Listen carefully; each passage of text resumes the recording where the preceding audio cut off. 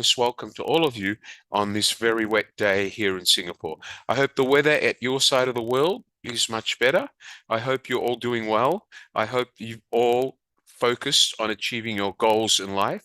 I know that in my BizTalk sessions with you in the past months, I've talked about you setting goals for yourself. I know that my boss and co-speaker in leadership, Mr. Benson Ma, has taught you skills about how you improve your self-confidence in order to develop as leaders. It's very important for you as young guys to actually start focusing on changing the way you see things in the world. You need to start to look at things with a more open perspective. You need to be eccentric in the way you make decisions. You can no longer make decisions based on what you think is enough. You need to take your thinking beyond the status quo. Does everybody understand that? Yes or no? It's imperative that you think outside the box. Ladies and gentlemen, COVID-19 has ruined the world. COVID-19, whoever caused it, and we don't know who caused it, but whoever brought COVID-19 to the world is one of the greatest criminals that ever lived. Millions of people have died around the world. Okay, COVID-19 has changed the way business works for years to come. You can no longer live in your own world. If you want to be an entrepreneur and you want to be successful, you need to start thinking outside the box. Look at businesses, look at restaurants, look at supermarkets, look at brick and mortar stores. Before COVID-19, they never used to know what online business is. Jeff Bezos, the guy that founded Amazon, never expected to become a trillionaire overnight. That's what happened thanks to COVID-19. COVID-19 unfolded. People turned to Amazon by the thousands. His customer base exceeded 5 million orders a month. Amazon went from just being an e-commerce platform to becoming one of the strongest and most successful e-commerce platforms that has been known to mankind. It surpassed Alibaba, it surpassed all the others. And the reason it did that is because Jeff Bezos was able to think out of the box. He wasn't like Alibaba that still have one warehouse in China. He was able to think outside the box and implement processes where he had warehouses in different regions of the world. All those warehouses are automated. He has artificial intelligence and robots who pick the product and send it down to a human packing station. Without Jeff Bezos thinking outside the box, Amazon would not be the most successful e-commerce platform that we know of today. If it wasn't for Steve Jobs having the intuition and the courage to develop the Macintosh or Apple Mac as you know it, no one would know the Apple Mac today. Steve Jobs was not a rich kid. He was a poor kid living in the slums of America in the back streets in a poor weatherboard house with his parents. His parents couldn't afford to buy him expensive toys. Steve Jobs was just a kid like any other kid. But look at what Steve Jobs did to the world. That is because Steve Jobs decided to think outside the box. Does everybody understand what I'm saying? Yes or no? Do you understand what I'm saying, Marie? Thank you, Marie. Okay. Does everybody follow what I'm saying? I want to make sure you all understand me, right? Ong Ong, you understand what I'm saying, Mr. Ong Ong? Good, excellent. Okay, guys. Nice to see you, Devati. Nice to see you, Julia. Very nice to see you, Min Nin. Hello, Anna. Hello, Maria Lodes. Hello, Regina. Hello, Stephanie. I've got so many faces here. Okay, great. Mr. Adalberto, good to see you again, sir. Good evening. Nice to see you. Okay, where's my regular friend, Mr. Pratik? Are you here? Hi, Pratik. Nice to see you again. What have I got? Maricel is here. Leno, good. Hi, how are you? Maricel. Hello, Annie Mae. Hello, Rachel Rio. Punithavan is here. Nice to see you. Okay. All right, guys. Welcome to today's session. Amalinda, welcome to today's session.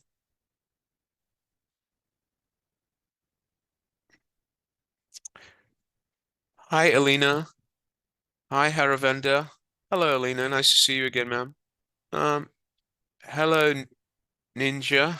Hello, Baira-san. Hello, Francis. It's so good to see you. Good evening, Mr. Dinith. Good evening, Karan. Good evening, Ray Urentis. Good evening, Amira. It's so good to see you again, ma'am. Good evening, Rochelle. Good evening, Marcelina. Ladies and gentlemen, it's so good to see you all. This inspires me as an academic and as a business speaker to come here every Saturday. It's so good to see all these young minds thinking and wanting to be successful in life. It's an absolute pleasure to see you all here. Subramania, could you switch on your camera, please, so I can see who I'm talking to?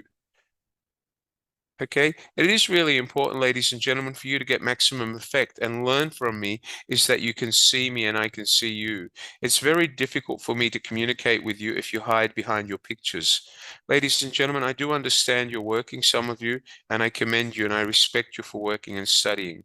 But if at any time during work you can on your camera for a few seconds, so I know that you're there, I would be very, very, very appreciative. Lisel, nice to see you, Lisel. Hi, Juliana. Tet, how are you? Um, Kinley Chappelle, nice to see you again. Ibrahim, nice to see you again. Okay, thank you. All right, ladies and gentlemen, it's now coming to 7 minutes after 5. So let's officially start today's class. Thank you for joining me once again. My name is Wally Rauder. I'm an academic of some 38 years. I have been a consultant and an advisor to business and government around the world. Today, we're going to talk about a topic which is close to my heart because innovation, guys, is not only something we do in business or in technology, but it's something we do as individuals every day of our life. Ladies and gentlemen, I want you to look at the mirror and ask yourself, what happens when you decide you need a new color in makeup? The ladies go to a makeup shop and try on new colors. They try on colors that they've never used before. That's them being innovative because they dare to try a color that they've never worn before. That's a form of innovation. Okay, does everybody understand that? Yeah? Every time you go to buy a washing machine or buy a new refrigerator, you buy new technology. That is innovation. Every day you order online from Grab, Shopee, or any of those, that is a result of innovation. Ladies and gentlemen, innovation never ends. And only the people who continually innovate are people who will be successful in life. Does everybody understand that? Yes or no? Does everybody understand what I'm saying, guys? Yes or no? Come on, show me your hands, please. I don't like talking to a wall. Thank you very much. Thank you. Excellent. Who would like to give me an example of a product that they have seen go through innovation in the last century? I know none of you are 100 years old yet, and I hope you, live well beyond 100. I hope you all live well beyond 100. It's all in God's hands. But who can give me an example of something they've seen during the last century or this century, which they would describe as innovation? Who would like to try? Can anybody put up their hand and share an experience with me, please? Don't be shy. Who have we got? Let's talk to Alina Maslova. Hello, Alina. Good afternoon and welcome to today's leadership session. Go ahead, share with me your experience of innovation. Hello, dear Mr. Bole. Thank you. Hi, You're welcome. everyone, and happy to see you today. So, My as pleasure. my example, thank you. My example of innovation is internet. When I was a small girl, there was no internet at all. We read books with my parents, and we just use a cell phone, and it was like TV, and was like all equipment for communication. But afterwards, when I was 7, internet was come to my country, and it was a really wow event for me. Thank you. So let me ask you, what do you think the internet has done to your life? What has it done for you during your life? Go ahead. Thank you for the question. So I think it was a new model of communication, more global, because first of all, before the internet, we thought about the community as a group of our city, as a group of our class at school, for example. But after the internet, we can send a message immediately to the any corner of the world. So it changed our minds and understanding of have a conversation. Thank you, Alina. Wonderful. Thank you so much. Alina is right. The cyberspace, the cyber highway, when it first started, some in the 70s or the very mid 70s, when it really took fruition, it changed the way people communicate.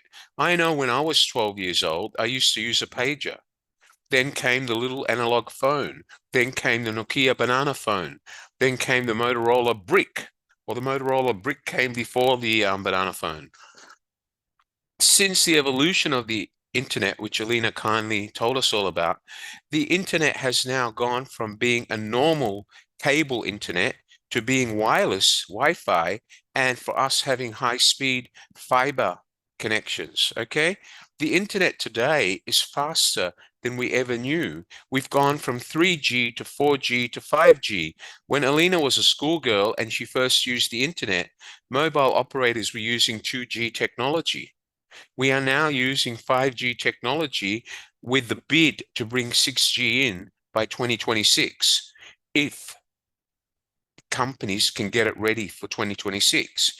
But 5G is so fast, no one can believe how fast 6G is going to be. All right. So let's ask ourselves, what has innovation through the internet done?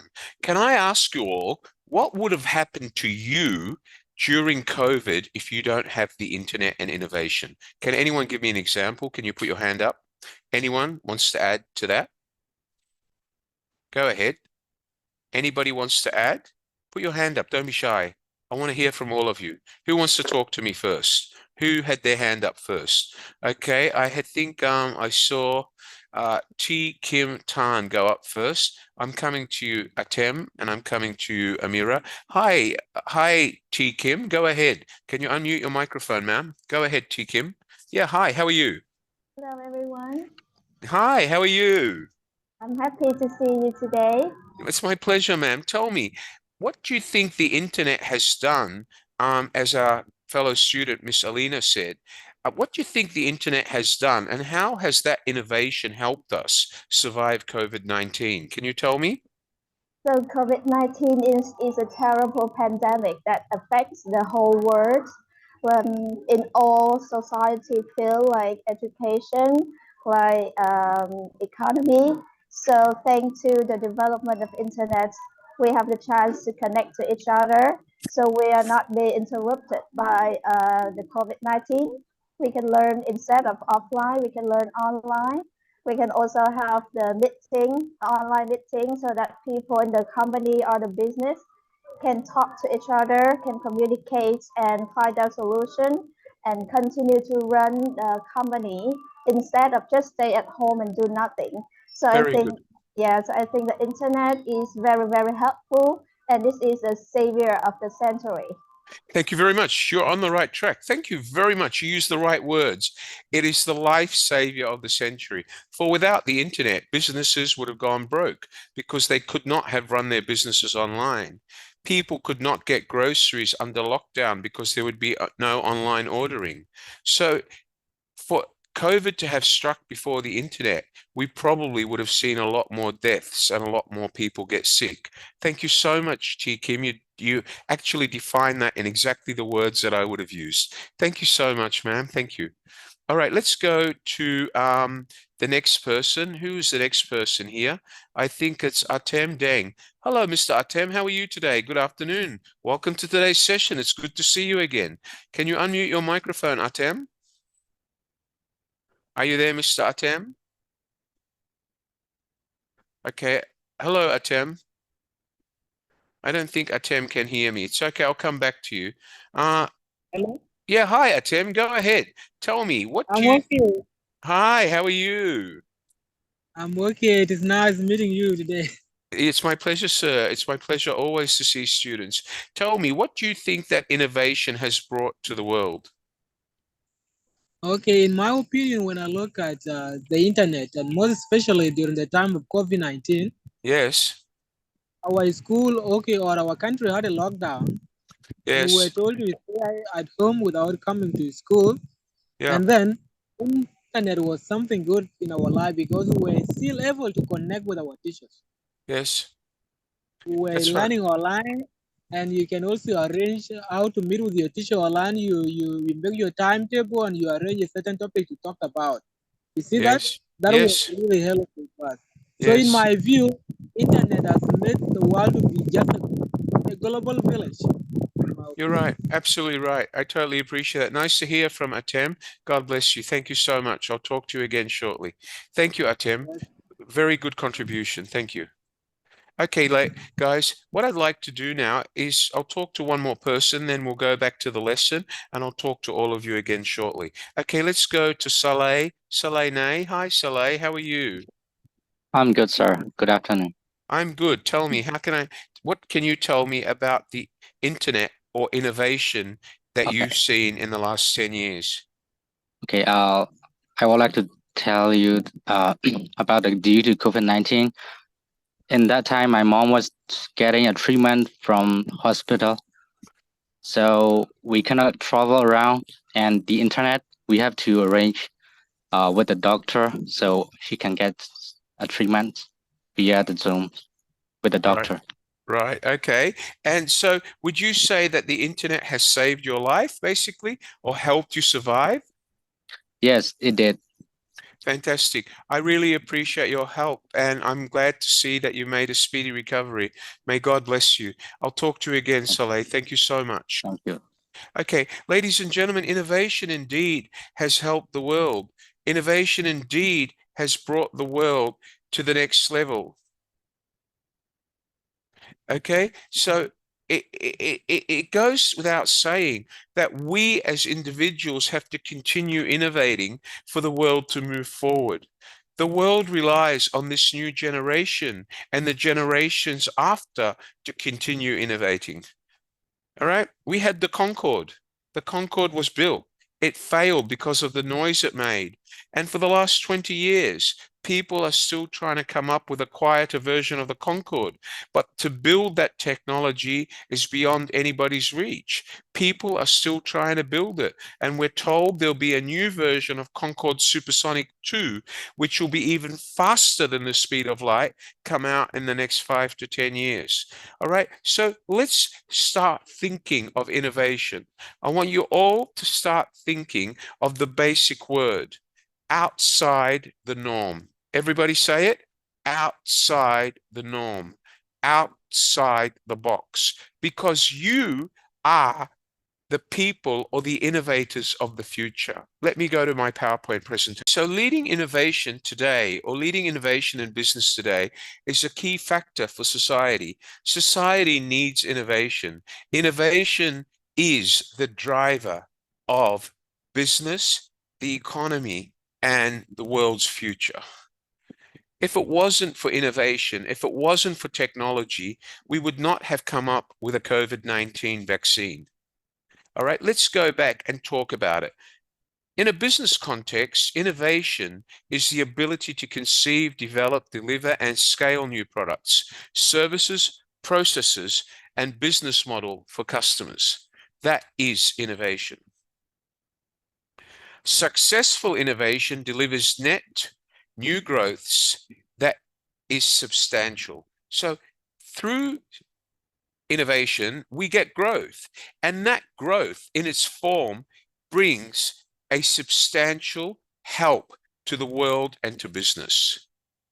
Vaccine, COVID-19, innovation in medicine.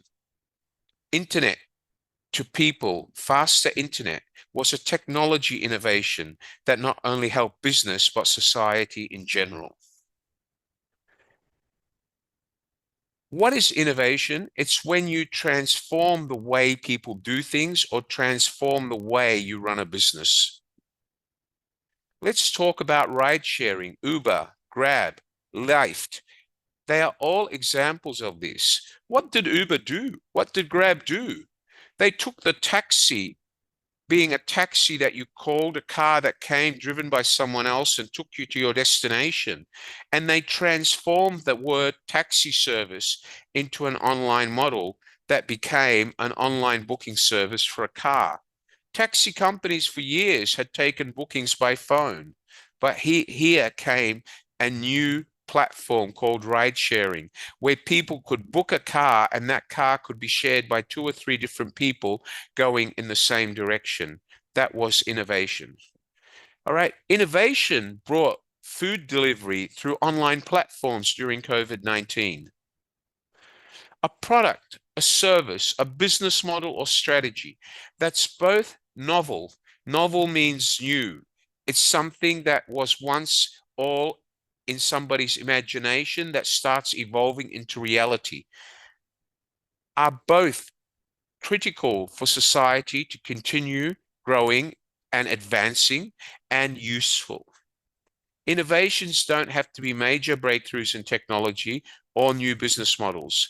They can be as simple as an upgrade or advancement to something that you're doing now to provide a better outcome or a better benefit or a better solution to the end user.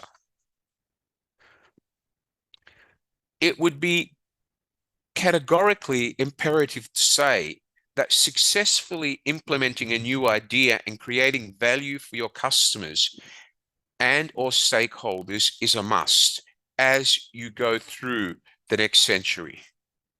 Ladies and gentlemen, innovation starts with a simple idea that you think of. It could be a plan for an improved product or service.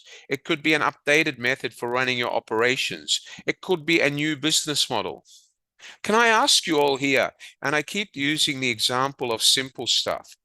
When you were a kid, Alina, did you ever think that you could order your groceries online? No, right? Did you ever think that one day you could buy a refrigerator that is smart and you can talk to your refrigerator and get a stock take of what's inside your refrigerator? Yes or no? Well, my refrigerator talks to me. Every night I go home, I say, refrigerator 01, do you have Coca-Cola? And refrigerator 01 will say, Coca-Cola can count is 3. And I take one out. And then I say, refrigerator, do you have Coca-Cola? And he says, Coca-Cola can count is 2. So I know the refrigerator's awake. Do I like talking to the refrigerator? No, I hate it. But my wife made me buy a talking refrigerator. Okay, so that is innovation. And why does my wife want a talking refrigerator?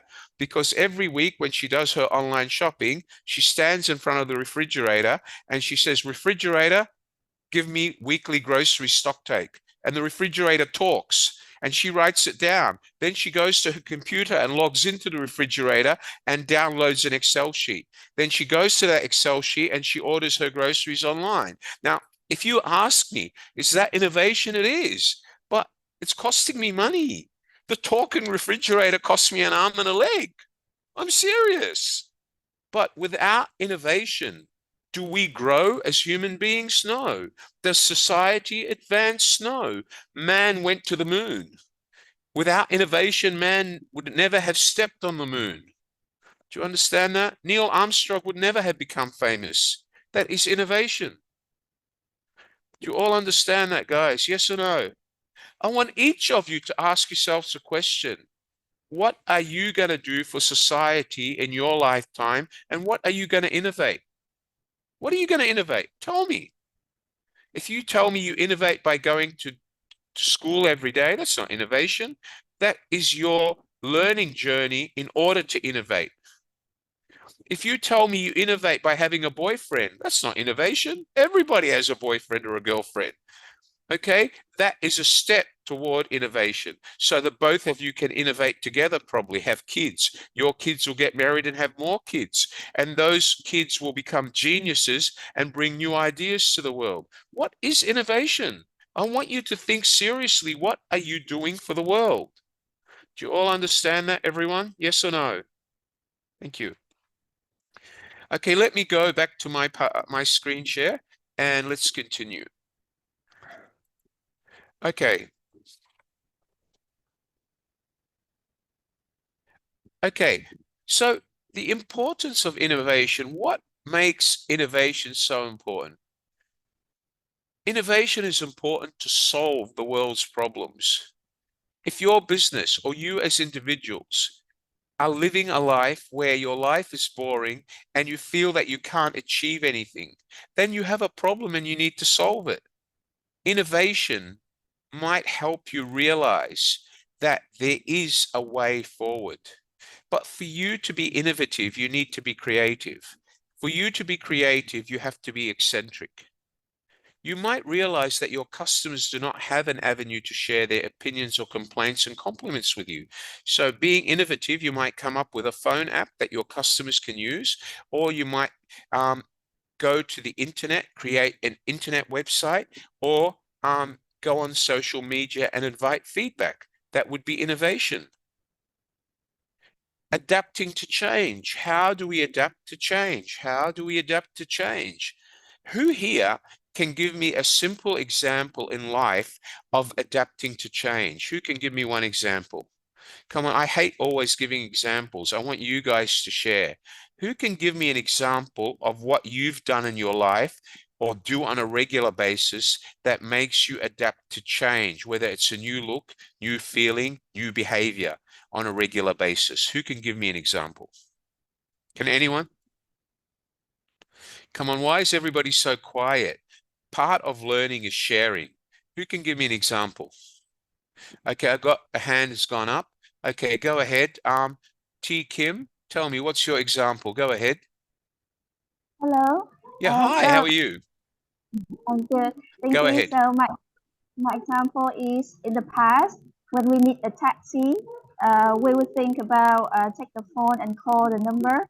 But now, thanks to the development of innovation, we can change our behavior. So we take the phone, but we not call them, but we just go to the app and order and book a car. Very good. Excellent. Very good. Excellent. Thank you very much. Very good example. There's another example that you would all know of. If you want to book an airline ticket, before you had to ring the airline. Now you can book online, choose your own seat online, right? If you want to buy a dress now, you can go to some expensive dress shops and you can see yourself in that dress virtually before you buy it, right? Yes or no? Do you understand that? Okay. Let me go on. You can go to Nike's website in the United States. You can actually see your foot in the Nike shoe and customize your Nike shoe, then pay for it and order it online. That is innovation. You understand that, everyone? I can now order a shirt without going to a shop. I can download an app, scan my body. The phone will take precise measurements of my arm and body, and then I will choose the fabric, and the app will show me what I look like in that shirt.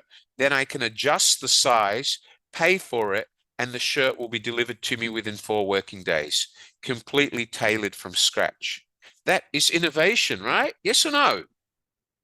Okay, good. So I want you to start thinking today, what is it that you plan to innovate to improve the world? I want each of you to come up with one idea. I don't care how ridiculous it is. It could be anything. You could tell me that you want to design the next app to help people improve their lives. I want you all to think of something that would make you innovative, all right? I don't want you to copy from the internet.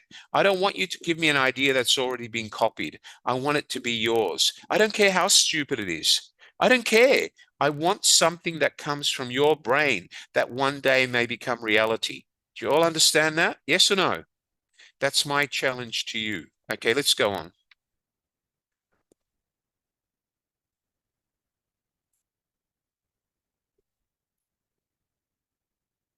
Okay, so adapting to change means looking towards new technology. Change is inevitable, and innovation is the method not only to keep your business afloat, but also ensure that it remains relevant and profitable.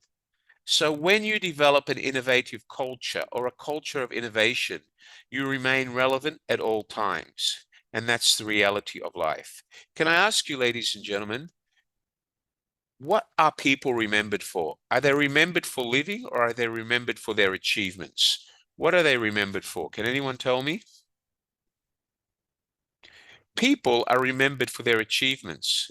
When you go to university and you become class valedictorian, it's not because your name is Wally or your name is Saleh. It's because you achieved the highest mark. It's your achievement.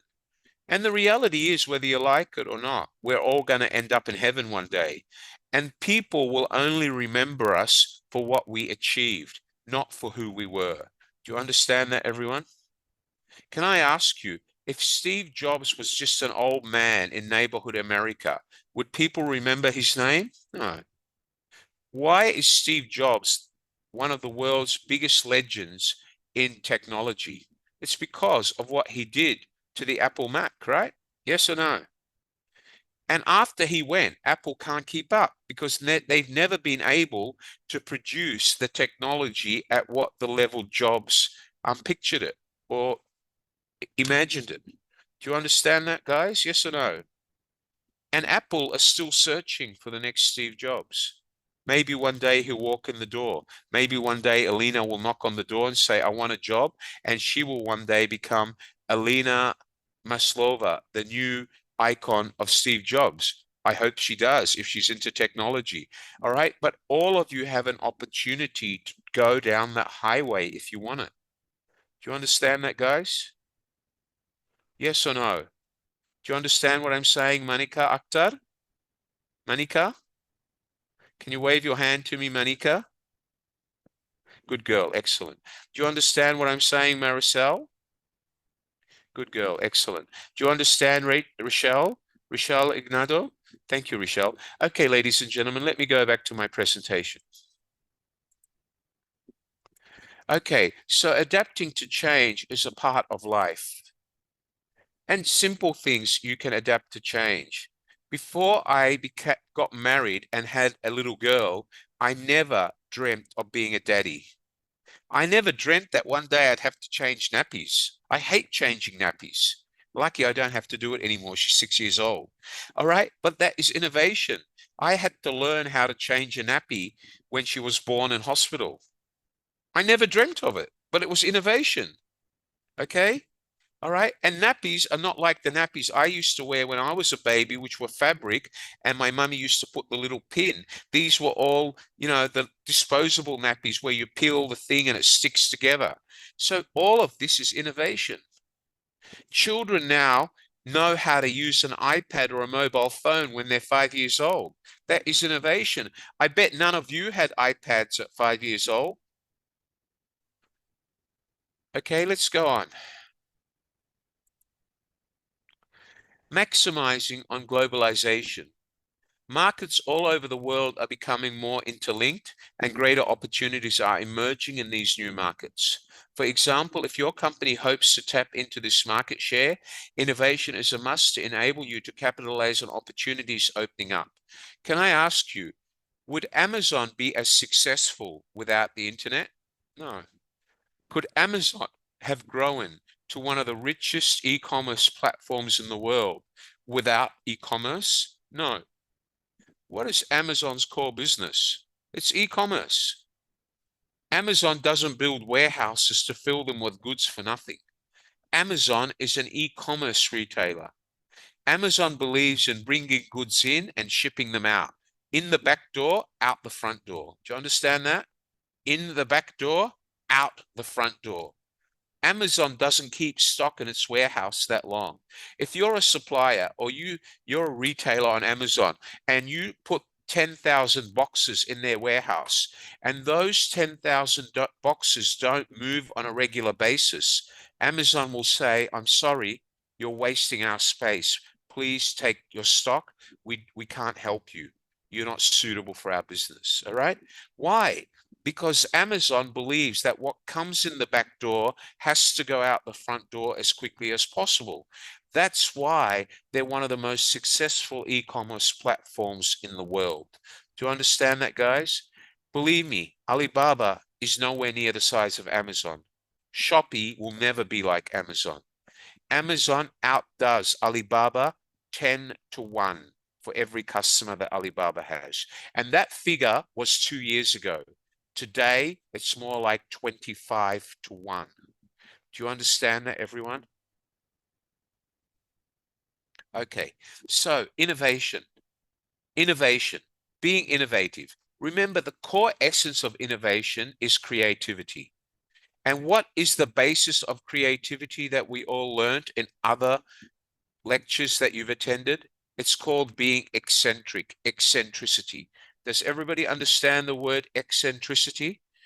If you go to sleep and say the word, I want to be eccentric every night, you are on your way to becoming the queen of eccentricity or the prince of eccentricity. Michael Jackson was eccentric. Elvis Presley was eccentric. Wally is eccentric. I teach in a yellow t-shirt. How many lecturers teach with a yellow t-shirt? You probably think I'm weird. I'm not weird. I just want to be seen as different. I can wear a suit and tie like I do when I go to the office. All right, but why should I? I want you to feel as if I'm one of you. I want you to feel comfortable. If I sit here with a shirt and tie, you probably think, oh, he's too serious, okay? So it's part of being eccentric. It's part of being innovative and different. Do you understand that, everyone? Okay, let's go on.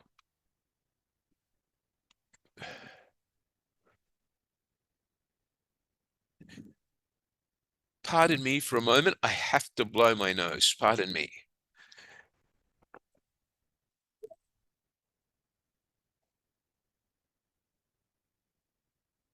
Okay, so we talked about globalization and dominating the world business market or the world scene.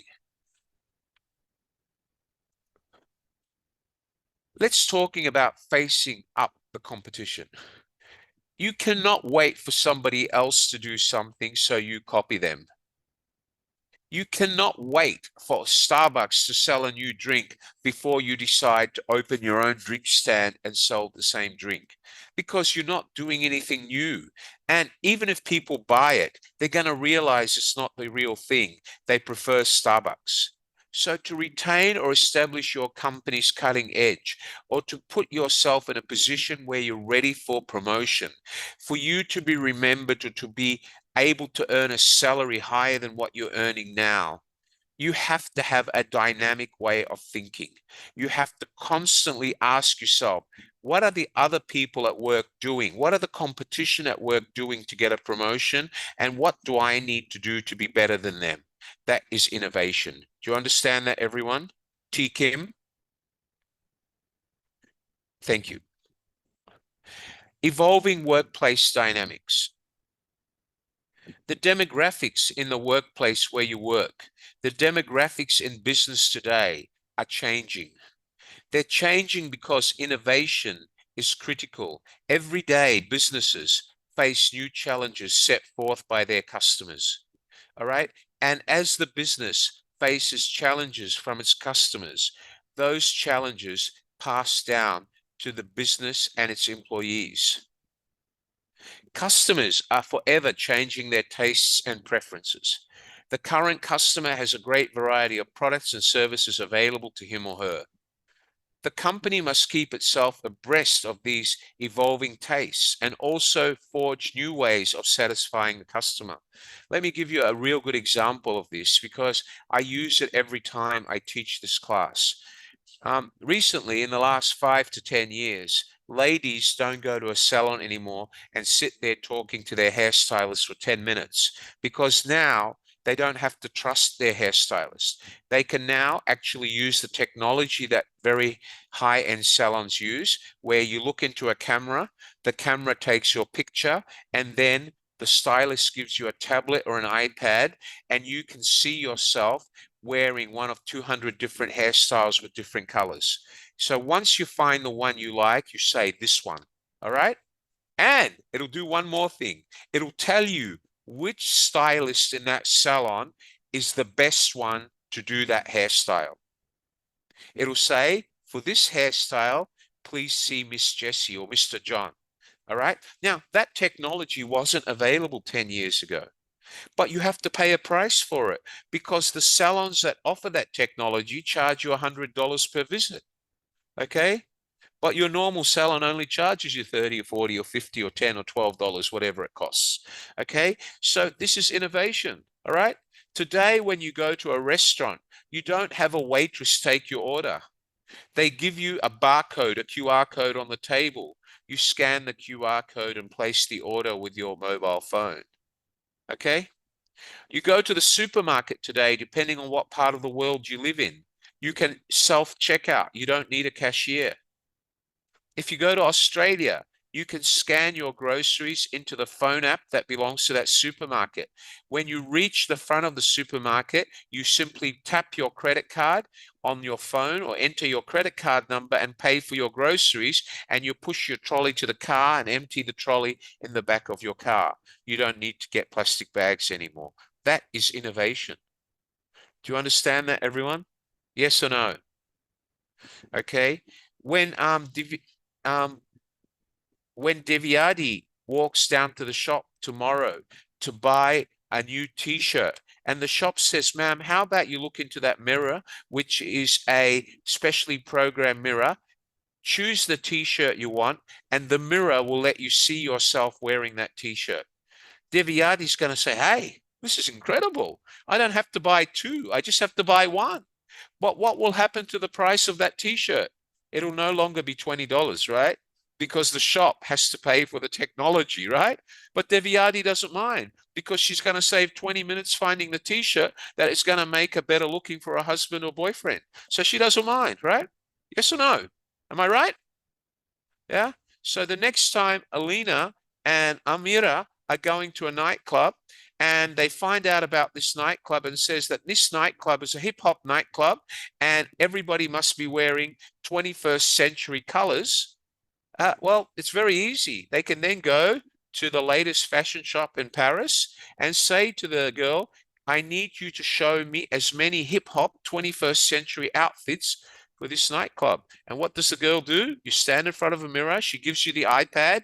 You put the item you want on it. The mirror has biometric reading sensors in it. It reads your size, and then it shows you what you look like in that dress. Okay? Now, is that going to save Alina and Amira a headache? Oh, hell yeah. Because they know when they go to that nightclub, you're going to be queens of the nightclub, and all the guys there are going to look at the two of them and no other girl who bought her dress from the local, brick and brack shop. Is that what they call them? I think that's what they call them. All right. Do you understand that, everyone? Yes or no? No, is smiling at me. No, you can join them to the nightclub as well. All right. Okay. You can all join them. I'm giving you an example. Thank you, young lady. All right. Does everybody understand what I mean by technology? Yes or no? Yeah. Okay. You can talk to your fridge. What else do you want in life? Okay. All right.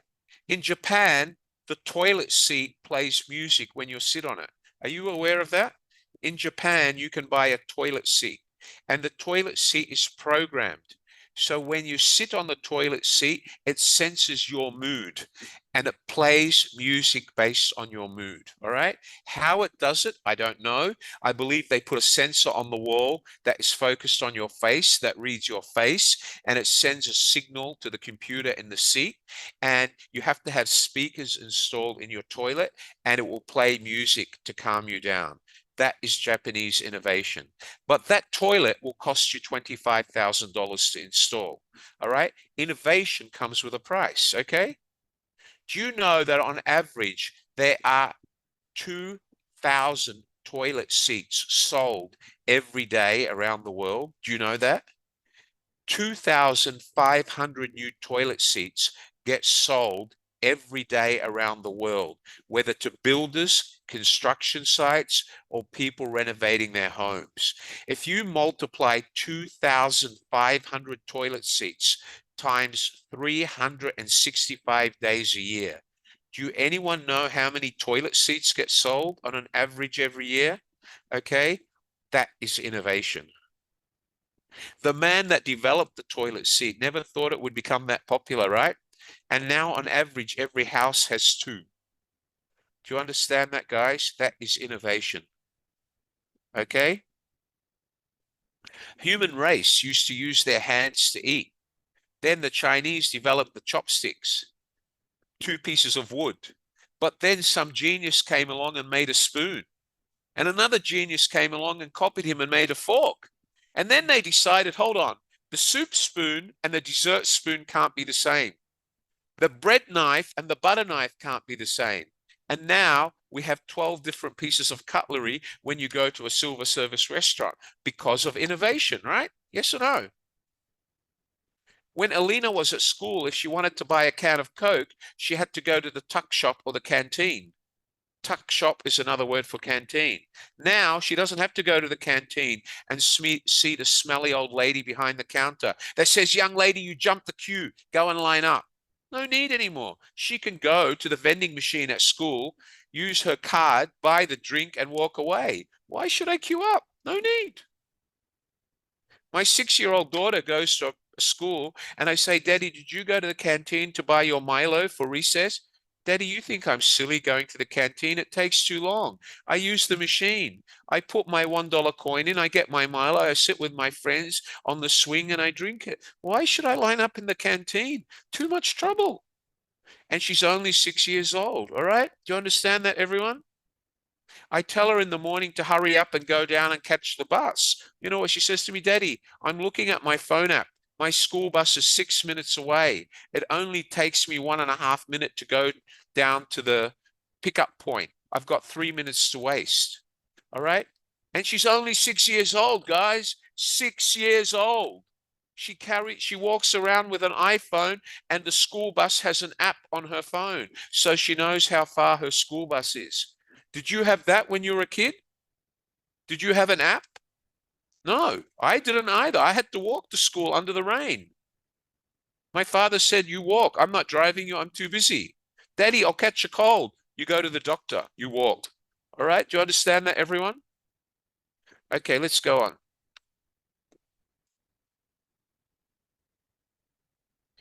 All right. Evolving workspace dynamics, customers changing tastes and preferences, as I just explained.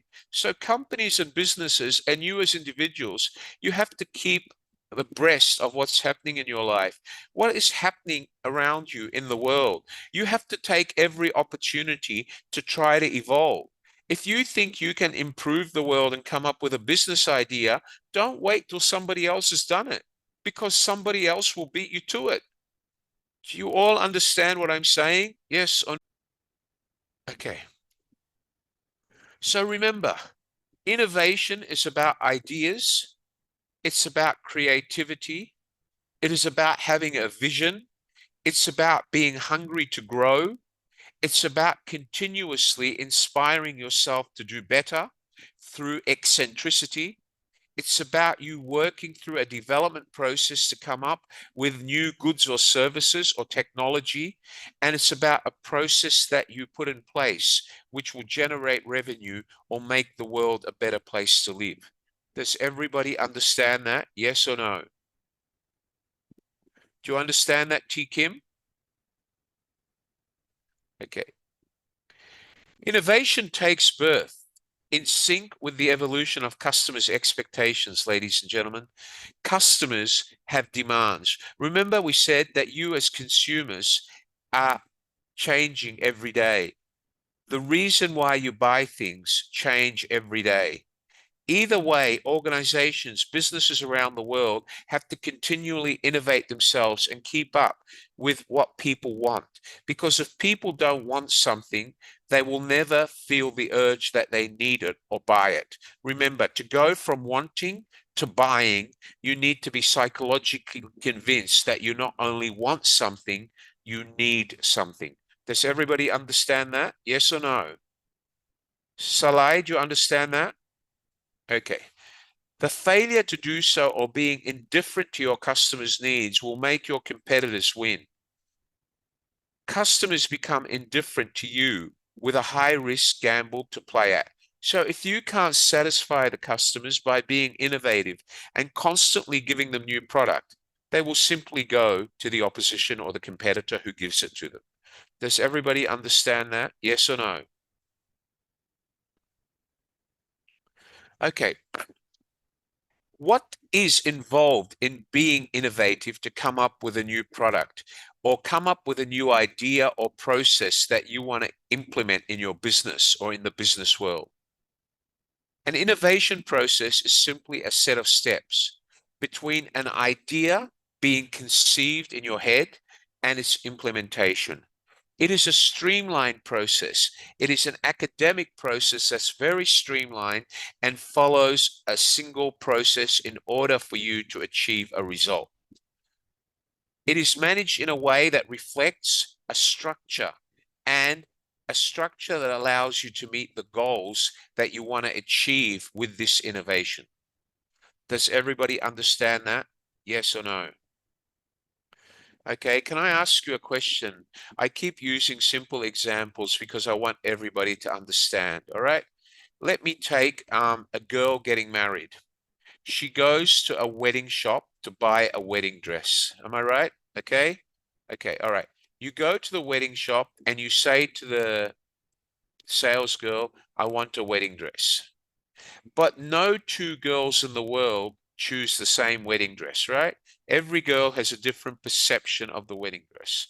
So for example, who can I choose here? For example, Mary Bell goes to the wedding shop with her mother-in-law, the groom's mother, who usually goes together with the bride's mother, probably the bride's sister and her girlfriend, and probably other friends. The boyfriend is not allowed to go because it's not good common sense for him to see the wedding dress so early.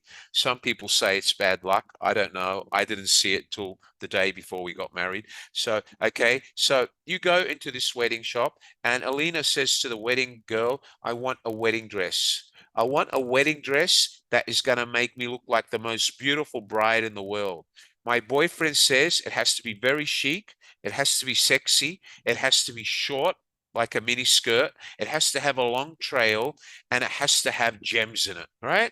So Alina has given the wedding shop girl a very tough direction, right? Alina's mum is sitting next to her. Alina's grandma's there. Alina's mother-in-law is there, and they're all looking at, no, no, no, you can't wear mini skirt your wedding. When we got married, we wear long dress. You have to wear long dress. And Alina's shaking her head. Mama, when you got married, it was 50 years ago. Grandma, no, I'm going to wear the dress I want. It's my wedding. And then Auntie, Alina, respect your mother. Right? So the wedding girl goes and gets one dress. Alina puts it on. They all shake their head, no. Alina goes back to the changing room. Next dress. They all shake their head, no. Third dress, no. Fourth dress, only two of them shake their head. Now, Alina has a choice. Does she go back and come out with a fifth dress, or does she use that as the winning majority and decide on that dress? Okay, well, all of you would say, Alina, take that dress and go. You've already got 3 votes. It's enough. But she has a risk of upsetting her grandmother and mother. And if they don't come to the wedding, Alina will not be happy because she wore the wrong dress, right, Alina? Yeah? Okay, so let's talk about innovation. She has 3 choices. She can say to the girl, find me something that is different. Or how about we try something they like and then we modify it accordingly. All right? Okay? So where's the innovation? Mama, look, I wore the dress you like, but Mama, this dress is too long. So the wedding shop will modify it. they'll shorten it, okay? But you don't have to tell mama how much they're going to shorten it by. She'll find out on wedding day. It's called innovation, right? So innovation in the way the dress you wear, innovation in the way you communicate to your mother about the dress, and innovation in the way you try to convince your mother, your auntie, your grandmother, your great-grandmother, your grand-auntie of the dress you're going to wear to your wedding. But as a simple conclusion, whose wedding is it? Theirs or yours? It's your wedding, right? Okay. Now, I'm not telling you to lie. I'm telling you to be innovative. Mama, you want me to wear a long dress? Okay. Do you like the style? Okay. It's okay, Mama. We will change the length. The length has to be to suit me after I put on my wedding shoes. What will Mama say? Oh, you're such a sweetheart. I love you, my darling. I'll pay for your wedding dress. So Alina will smile. Her mother just volunteered $5,000. Alina still got her own way, right? She still got the dress she wants, but she went through 3 hours with her mother to get it, right? Now, how could Alina solve that problem? If she went to one of New York's top wedding gown designers, she wouldn't have to do that. She would go to his salon. He would measure her, take a picture. He would put her picture into his software, and then he will come up with 20 different wedding dresses. And he will send those pictures to Alina and all the aunties and grandmothers she has by email. And he will tell each of them to vote for one dress, okay? And then on the day when Alina comes to the salon, he will only let her put on one dress. And when she goes out and looks at her mother, auntie, grandmother, grand-auntie, and all the other aunties, what are they going to say? Wow, that's the one. All right, so Alina got what she wants through technology. But what just happened to the price of Alina's dress? It just went up by 50%. Do you understand that? Because that's the price of innovation. Do you understand that, everyone?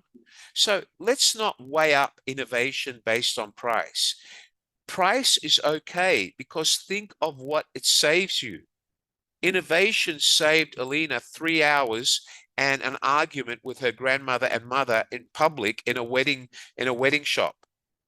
It saved her humiliation because she doesn't have to argue with them in her own language and have everybody in the shop look at them. And probably Alina will get upset and start crying and say, I don't want to get married anymore. It's my wedding, not yours, right? My sister did that to my mother. This was 40 years ago, and I still remember the day because I was there. All right. I felt so sorry for my sister, but I couldn't say anything because my grandmother was there as well. Okay. All right. So technology comes with a price. But let me tell you, even though there's a price to innovation, there is always an outcome from innovation. Do you understand that? So we have to decide as people, which is more important, the outcome or the price? Do you understand that, everyone? Yes or no? All right. When Steve Jobs developed the Apple Mac computer, it was a very expensive machine, but he persevered. And Jobs said, when we put it out there, the first year it will be expensive. As more people buy it, the price will go down. Innovation comes with a cost. Okay. Does everybody understand my example? Yes or no? Okay.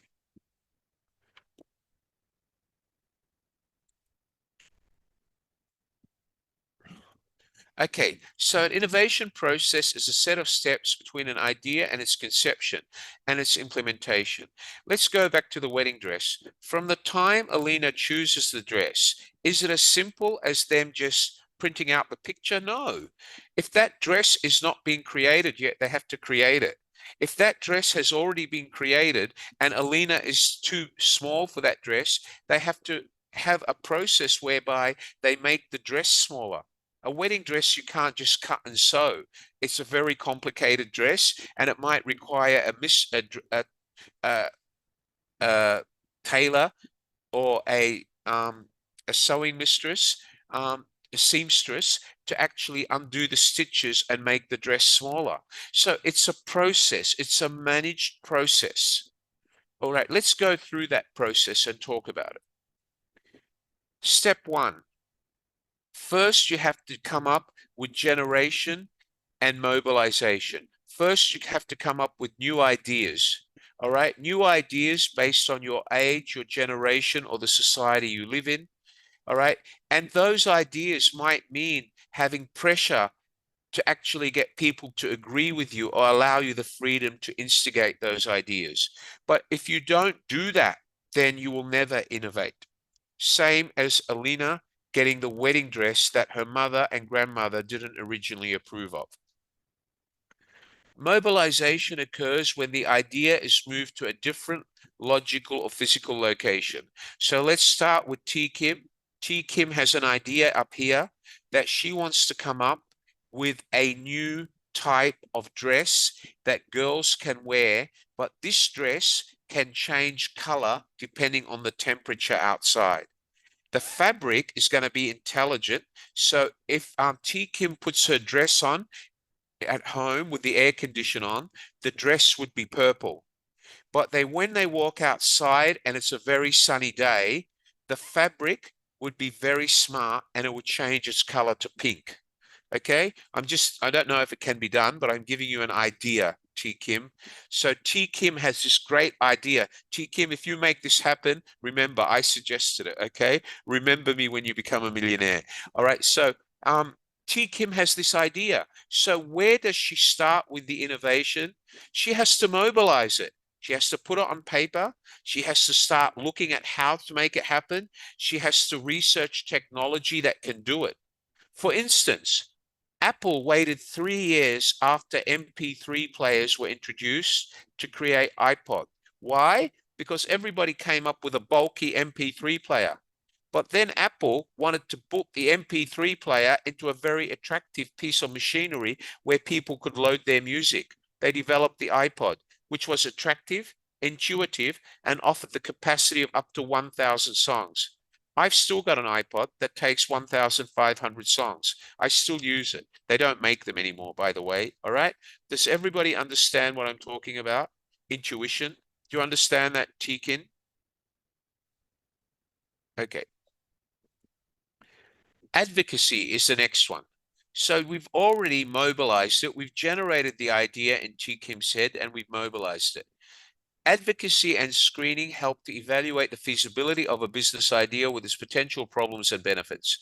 So once T. Kim has this great secret on paper and she's done her research and she's found out that there's one factory in China that makes a smart fabric, she then has to start getting ideas of the price without giving away her secret by saying she's interested in using that fabric but not telling anybody what it's for.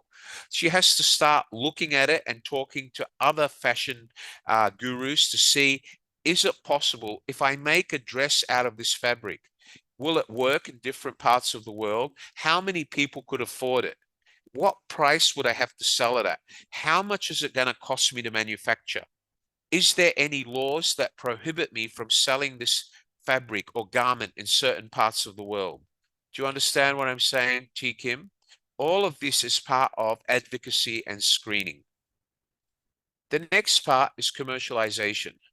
So after T. Kim has got the idea that Wally just gave her, T. Kim then has to develop market value. She has to actually be able to say, if I make the dress in this style, based on my research, every girl between 16 and 25 will wear it. And if I want to sell it in Asia, this is how long the dress can be. But if I want to sell it in the US to teenagers in New York or in Hawaii, I have to cut a different style because Hawaii is more a beach-orientated fashion or country, more relaxed. So she has to come up with a commercial plan of how she's going to sell the dress, in what designs, in what shapes, in which countries, how each country's market will differentiate against the other. What is the pricing strategy? How is she going to market it? Now, once she's got all of that, part of the commercialization would be for her to develop a business plan and present that business plan to investors to lend her the money to make it a reality. Do you understand that, T. Kim? Yes or no, T. Kim? Good. The next part is what we call diffusion and implementation. Diffusion is getting all your investors or all the people that work in your company to agree, all the management that you rely on to make your plans happen, to agree that this can be done. And that is something that is a must before you go on to put an innovation into implementation, because you don't want to burn your money by trying to implement something that none of the people in the company that you're working in believe in or are prepared to help you with. Okay? Diffusion and implementation allow the company or the person to determine the next set of needs for customers. Receiving feedback, indicators for success, metrics, and other benchmarks enable you to stimulate the innovation process. Does everybody understand what I mean by that, guys? Yes or no? Yeah? Okay. All right. A strong innovation process helps to optimize the identification, okay, capture and curate the best ideas and bring them to life. I just gave T. Kim an idea. I don't know whether it's good or stupid, but I just thought of it. So hopefully she can explore it. By following a process and iterating and sharing the feedback, as we said, through diffusion and implementation, through commercialization, and through advocacy and screening, what will happen eventually is, okay, is that you demonstrate to the business or the people you work with, your entire team, that your idea of innovation will make a difference to that company, and therefore they'll support you. Do you understand that, everyone? Okay. All right, guys, let's talk about some examples of product innovation. Okay, let's talk about it. Product innovation is either a development of a new product, such as Fitbit or Amazon's Kindle. Many years ago, Amazon Kindle is now out of date because we got the iPad, which is much smarter. Or an improved version of an existing product, such as an increase in digital camera resolution on your iPhone. It could be a new feature to an existing product, such as power windows on a car. Before you got in a car, you had to wind the window down. Now all cars have power windows. Does everybody here know what I mean by power windows? Can you put up your hand? Power windows when you open the car window. Does everybody know? Yes or no? Does everybody know what a power window is? Yes or no? Put up your hand. Good, excellent. Power window. You don't have to wind the handle. You press the button, the window goes down. All right? Do you understand what I mean, Alina? Okay, do you understand, Manika? Thank you, T. Kim. Do you understand, Rachel? Do you understand, Maricel? Marcella? Mercelita, do you understand? Jocelyn, do you understand? Lori Bell, do you understand? Good girl, Mary Bell. Okay, Ninga, do you understand? Ninja, thank you. Jenna, do you understand? Yeah. Okay, Wei Do, do you understand what I said, Wei Do? Wei O, sorry, Wei O, do you understand? Mi Nin Wei Do, do you understand? Good girl, thank you. Su Wei Pet, do you understand what I said? Thank you very much. What about you, Jenna? Do you understand? Good girl, excellent. Okay, let's go back. Somebody has put up their hand. Deloria, do you have a Diliora, do you have a question for me? Go ahead, Diliora. No, sir. I just want to say that I understood. Good girl, excellent. Thank you very much. Okay, so let's go back to my presentation, if I may. Okay, so product innovation, as we said. Okay, the first electric vehicles introduced in the car market were also innovative, because originally cars were running on batteries with longer range that keep coming out, are also an example of innovation. All right, but now we don't only have battery operated cars where you replace the battery every 2 years. We now have cars that are electrically powered. That means you save money on fuel. It's more economical because charging your power adapter in the car to give you energy for the car to move is cheaper than petrol. All right. So first we went from a battery to a faster battery. Now we have power charged batteries where you can charge your car overnight, drive it the next day, and not have to burn so much money as putting petrol by the liter in your car. Look at Lego. Does everybody remember Lego bricks? Lego bricks were made out of plastic. But because the world is now becoming a more green environment, Lego is now building biodegradable oil-based plastics rather than environmentally damaging pure plastic bricks. That is innovation. Another type of innovation is what we call process innovation. The process involves a combination of skills or facilities and technologies used to produce or support or deliver a product or service to market. Let's take Henry Ford. Henry Ford's invention of the world's first car assembly line. If it wasn't for Henry Ford, there would never have come factories with big assembly lines producing cars in Japan, all over the world. The process changed the vehicle assembly and shortened the time necessary to produce a single vehicle. We can make cars now at Toyota in Japan in less than an hour and a half. Remember, a car starts with parts.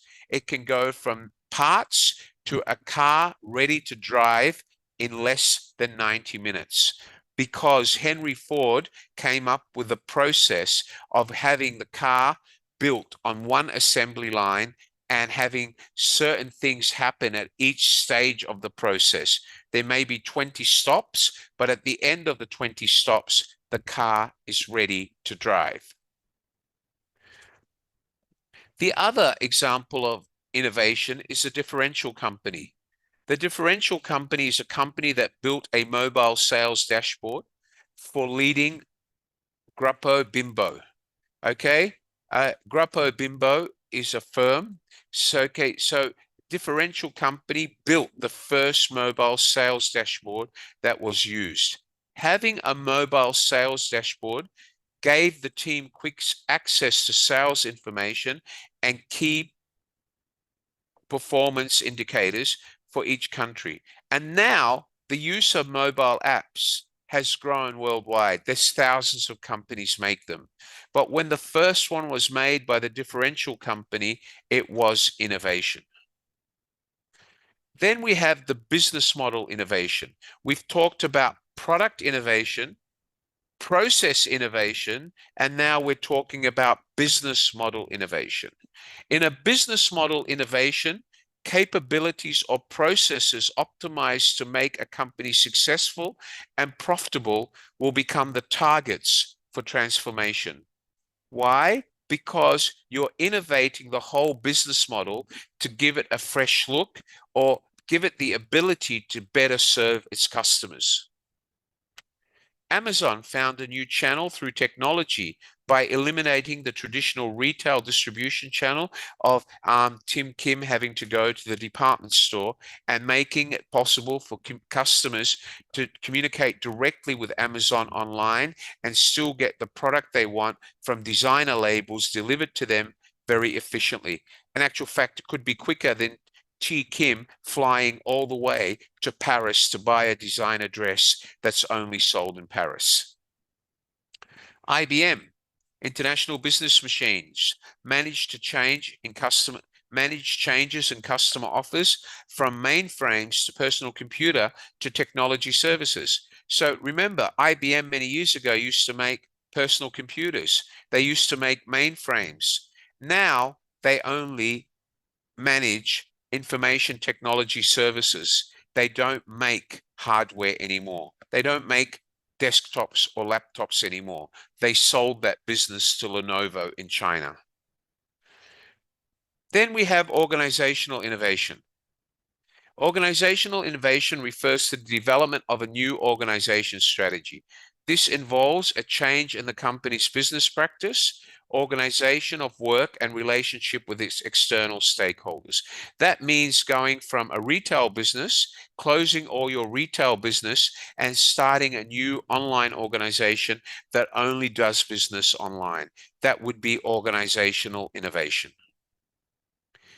The companies adopted a 4-day week working schedule because they no longer went to the office every day. They decided it's cheaper to work online from home. Example of organizational innovation. The companies that started to use power of digital and allowing employees to skip the office and work from home, that was an organizational innovation. Companies all over the world adopted this during COVID-19 because they were forced to. They had no choice. And now, after COVID-19, many companies have found that it's more efficient, it's cheaper. They don't need to rent so much office space. This is an example of organizational innovation.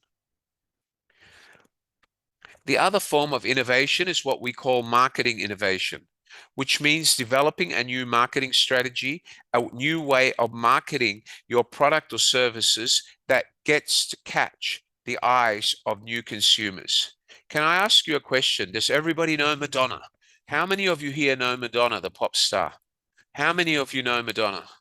Great, you all know Madonna. What does Madonna do every time she holds a concert? What does she do?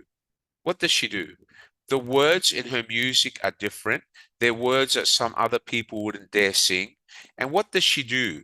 Her appearance is always something that generates publicity. Am I right? Because when Madonna appears on stage, she never looks the same two concerts in a row. She might have purple hair in one concert. At the next concert, she would have something totally different. Why do you think Madonna does that? Is she doing it because she wants to? No, it's marketing innovation. She's doing it to get the people who like her, who are intrigued by her craziness or by her being so eccentric, by her being so different and abnormal. She believes that by marketing it abnormally, by her looking different every time, she captures a market. And she does. That's why people go to Madonna concerts. All right? Does everybody understand that? Yes or no? Let me give you a simple example of innovation. Very easy. Rochelle, tomorrow, before you go back to the office on Monday, you change the color of your hair to pink. Change your hair color to pink, and then go to the office on Monday. What will happen to Rochelle on Monday when she goes to the office? Everybody in the office will say hello to Rochelle. Hello, Rochelle, you look so cute. Why did you color your hair pink? Rochelle will be very excited because for 2 years she's been working at that company and no one knows her name. Suddenly, everybody in the company wants to talk to Rochelle, right? Why? Because she was innovative and eccentric. Now listen carefully, Rochelle. Don't you dare do that. I am only using it as an example. Do not do that, all right? Do not. Okay, be careful. You might lose your job over it. Don't do that, all right? Be eccentric, but do it within reason, okay? All right, thank you, Rochelle. I just have to remind you, don't do it, okay? So remember, guys, being eccentric and being innovative within limits. Make sure that what you're doing is realistic and will serve purpose and attract customers or attract interest. Okay, do you understand that? Now, going up to the top story of your building and saying, I want attention, I'm going to jump off the building and die, that is not innovation. That is being stupid, all right? So be careful when you say innovation. Does everybody understand that? Yes or no? Alina? Anna, Lyra, do you understand what I said, Anna? Okay.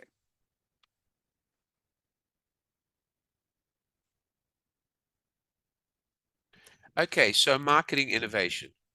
Let me give you examples of marketing innovation. Okay, marketing innovation, guys, is just, as I said, the examples are, as I said, Madonna, the way she markets herself, okay? Or you go to a shop and they market buy one, get one free, marketing innovation. Let's talk about the risks of innovation. There's a risk to everything we do in life. Every time we go out and cross the road, there is a risk. Okay, no one knows. Is a car going to knock you over? To be successful, an innovation must clearly create differentiated value for the sets of buyers involved or for the person involved. If there's no risk, there's no pain, there is no gain. Every innovation must come with risk, because if there's no risk, there will be no reward. But the risk must be measured. Do you understand that, everyone? Yes or no? What are the risks? There is technological failure of the innovation.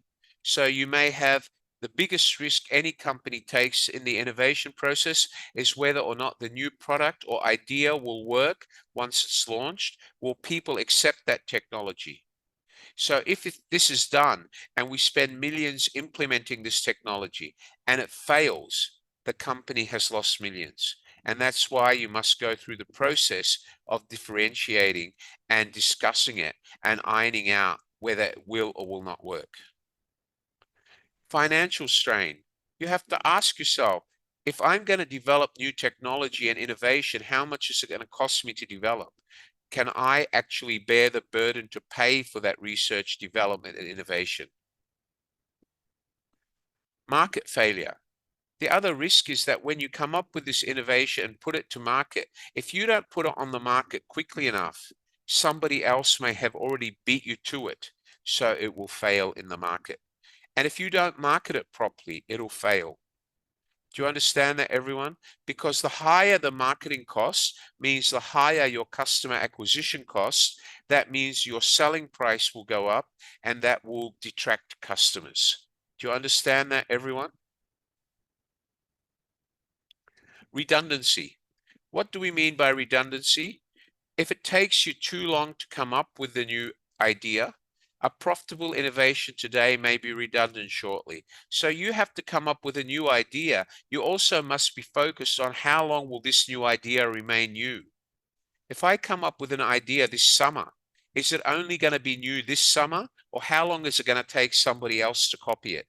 So always be aware, if you're going to invest 100,000 to develop a new product, make sure that you can generate 100,000 before somebody else copies it. Now, let me remind you, with every innovation, there's risk.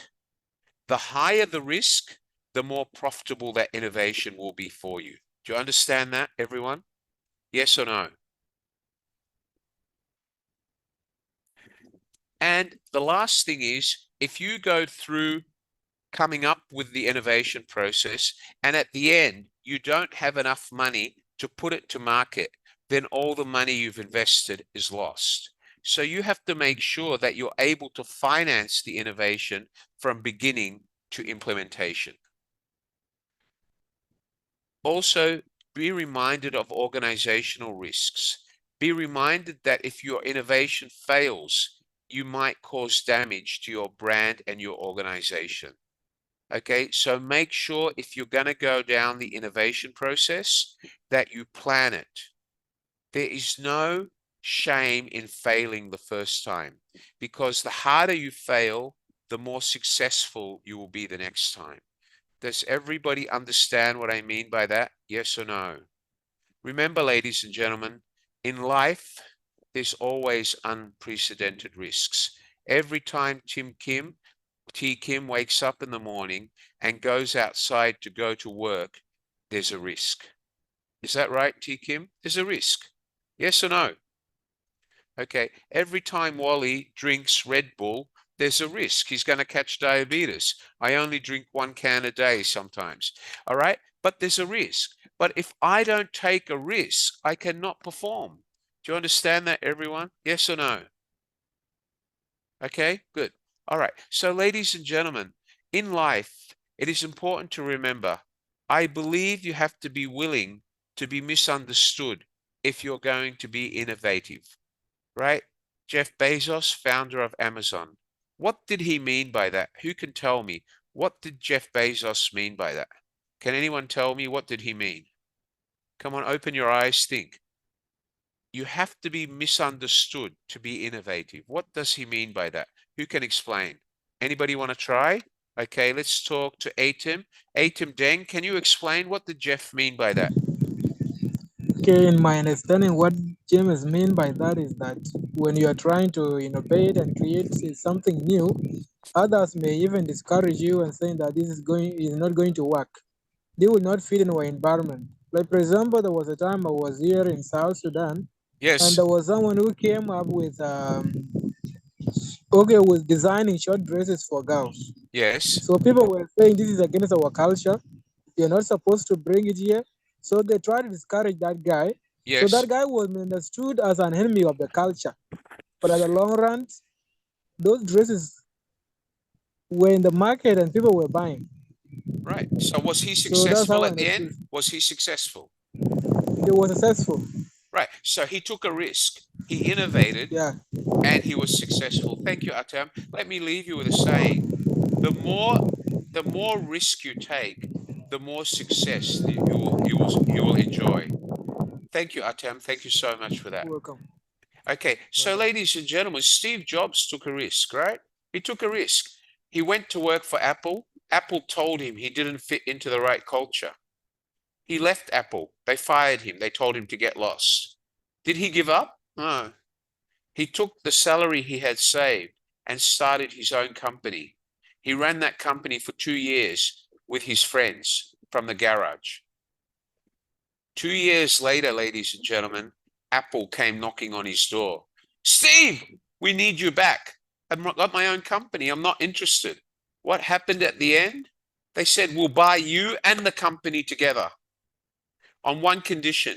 You come back and run Apple. Now, remember carefully, they fired him. Now they want him back. Are they getting him back just by giving him a job? Oh, no. They're getting him back by buying him and his company. Okay, did he take a risk? He did. All right, thank you very much. Diliora, are you there, Diliora? Hi, Diliora. Talk to me, Diliora. Hello, Diliora. Hi, good afternoon.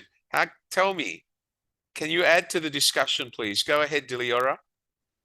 Yes, sir. Can you Go hear ahead. me? Yeah. So I think you need to be misunderstood in order to be like innovative. So the first reason I think the people will not believe you at first sight, like because it's something new and people like don't believe in you and they don't see the future what you see. So I Right. think you need to work more to prove them, and I think this is a part of being innovative. Can I ask you, Diliora, every time you do something, you take a risk. Is that right? Every time you Yes, go of course. outside, you take a risk. So would you agree course. with me that risk is part of life? Yeah, for sure. Can I ask you, give me an example of one of the biggest risks you've taken so far in your teenage life? What is something that you've done that you thought was never going to work and worked? Do you have an example for me? Yes, of course. Well, when I was 17 years old, I Yes. applied to the university in my country, Yeah, and then I got a 100% of scholarship. yeah, And my parents were agreeing with me, like I'm gonna study in my country, but I wanted more, and I wanted to take a risk and study abroad, and yeah. like to see these difficulties, Uh, to grow. And Right. I applied to another university abroad in South Korea, Right. and I left my university where I got 100 scholarship to go to another university. So I think Can I- it was a part of risk. Can I ask you a question, Diliora? Even Yes, though of it was course. hard, even though you had to adapt to South Korea culture, which I know is not easy, I've lectured there.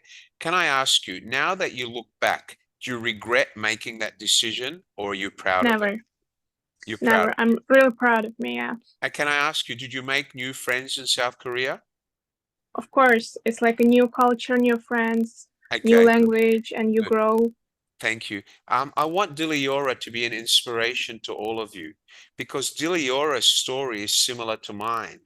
I ran away from home when I was 18. I didn't get my parents' approval.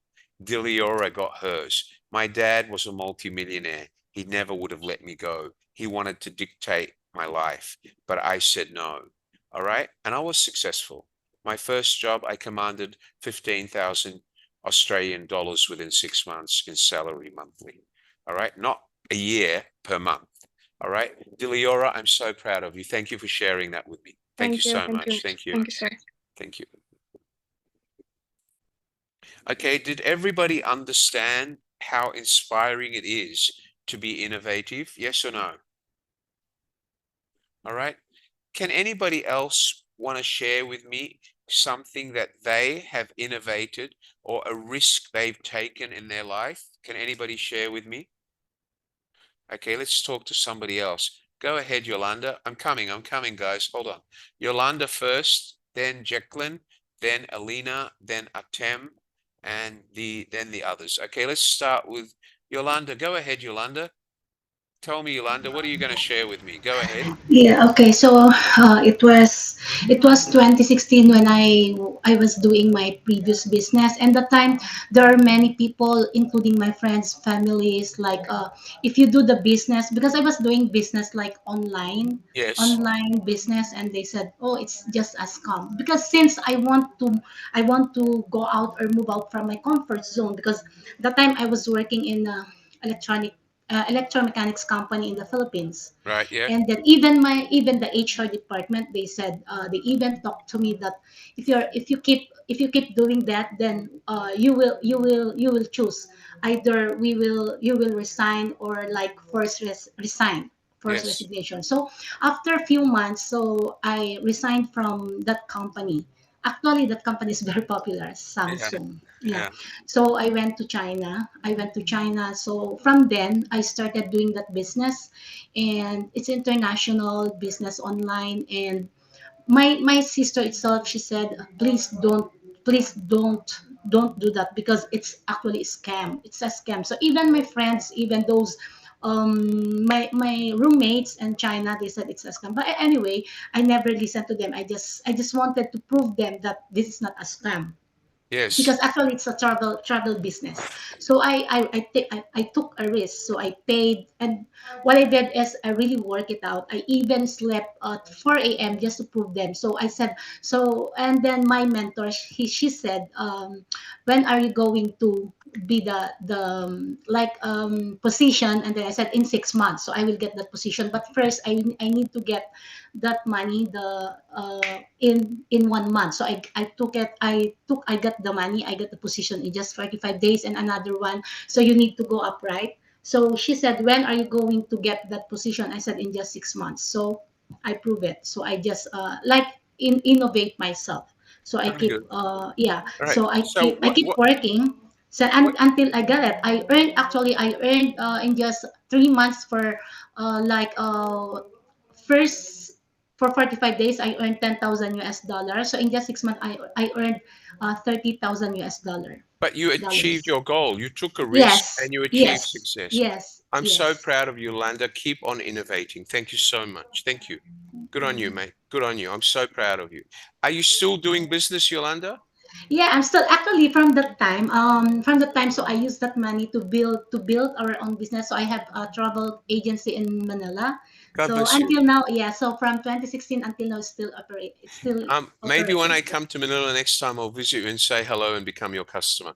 Thank you, Yolanda. God bless you. Keep in Thank touch. Thank you. you. I'll see you at Thank the next you. session. Thank you. Okay, let me go to the next person. And then Alina. Okay, Jacqueline first. Hi, Jacqueline. Are you there? Go ahead. Hi, sir. Good evening. Good evening, mate. Tell me. Yeah. It was in 2016 when I decided to quit my job and then Yes. and started to go freelance. Yes. Um, my husband was keep on discouraging me because he told me that it was better if I have a monthly salary and stuff.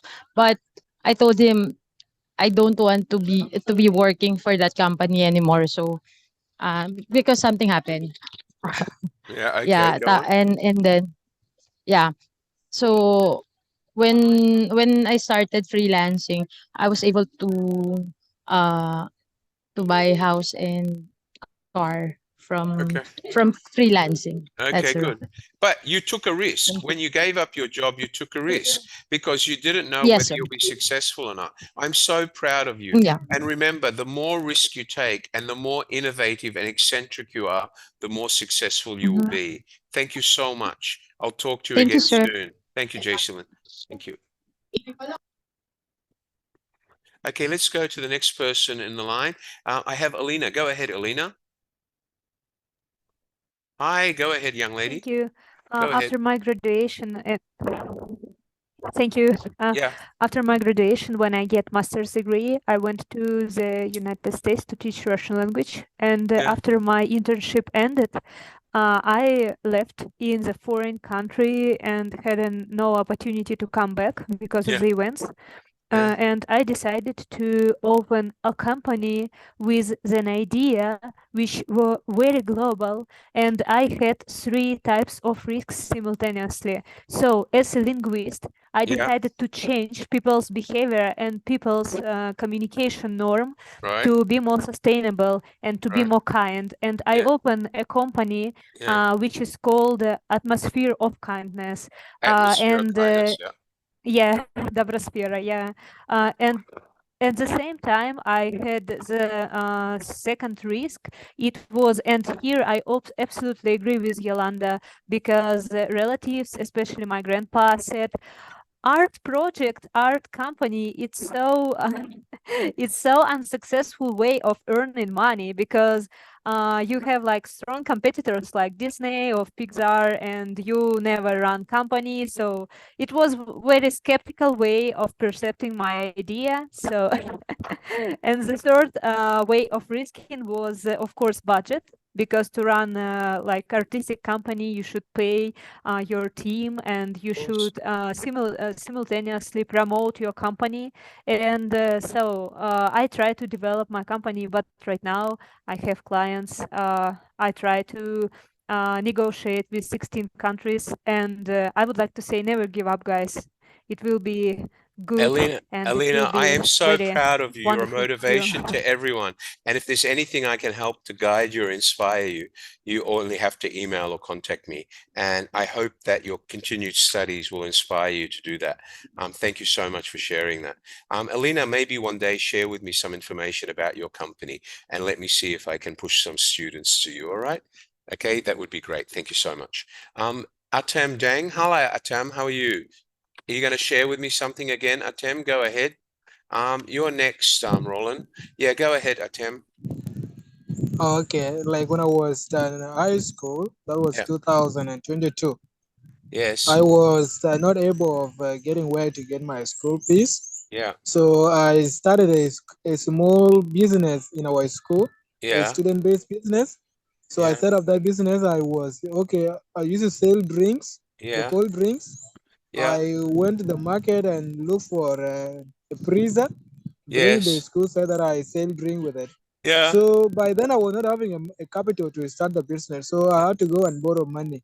I Right. took that risk of borrowing money. And what And I was happened? not even knowing whether it's going to be successful, but at the long run, it was successful, and I was able to pay the loan within 2 months. And then?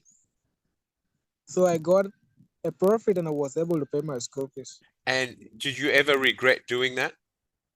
No, I haven't regretted it. Did you learn lessons in life by running your own business at a young age? Yeah, I learned.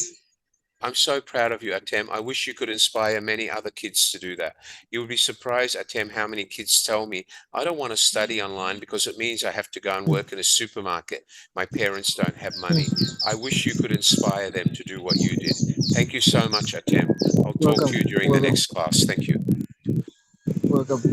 Okay, let me talk to Roland. Mr. Roland Clavel. Go ahead, Roland. Hi, Roland. Are you there? Are you there? Roland, go ahead. Hello, good day to everyone. Okay. Hi, yeah, go ahead. Okay, this is regarding to the unprecedented risk, the topics. So, Yes. this is just a current simple example to everyone like me, to everyone around inside the school. Yeah. Like students like me. Yes. The one very simple explanation for this unprecedented risk is that when you fail in the exam, so you will lose something. This is just a simple example of it.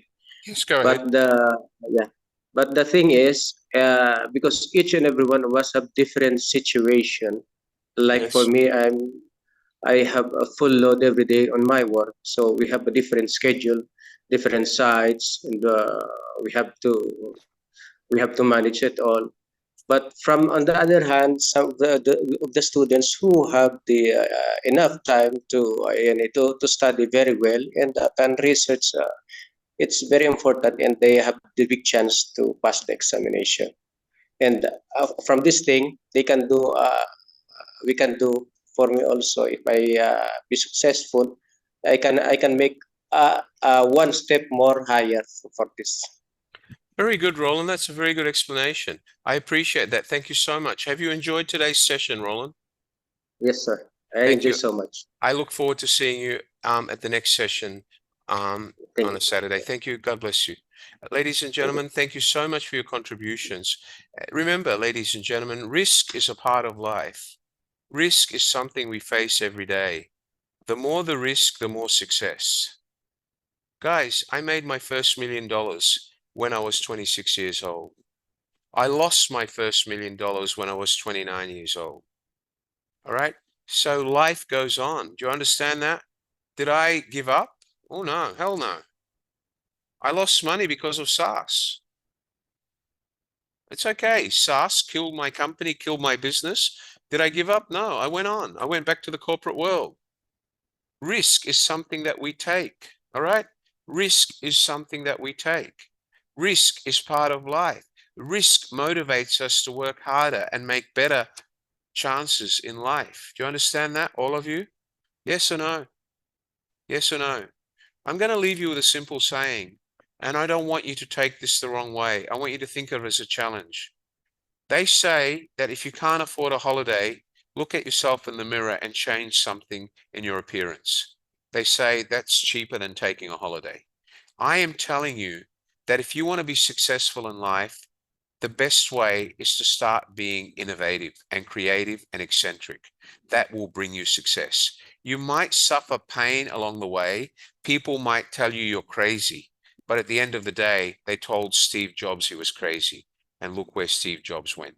Do you understand that, guys? Yes or no? Until I see you next time at the next BizTalk, which will be not next week, the following Saturday, I bid you all a very good weekend. Thank you for joining me for today's session, and we are finishing a few minutes early today only. I thank you for joining me. Please help me. Go to social media and give me the thumbs up for today's session and say that you've enjoyed leadership and BizTalk. Go and send me a message on Telegram or wherever, on WhatsApp preferably, telling me how much you've enjoyed today's session, and also tell me about other topics in business that you'd like me to cover in the future. From me, Wally Rauda, here in Singapore, from my co-host, Mr. Govind, who is my boss and session administrator today. Thank you so much, everybody, for joining us. From me and from Govind, goodbye, everyone. Have a great night.